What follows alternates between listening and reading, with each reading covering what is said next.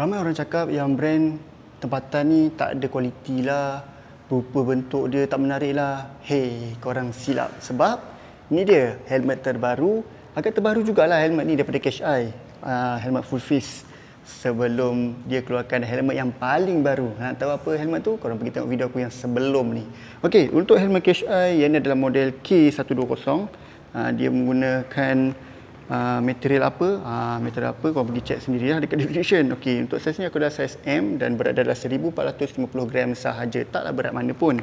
Kemudian dia ada double visor ke? Oh tidak, helmet ni tidak didatangkan dengan double visor ya guys. Jadi dia ada single visor sahaja.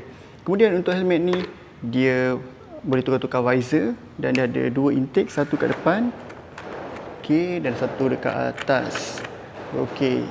Okey, kemudian untuk dia punya buckle dia menggunakan buckle lock macam ni lah.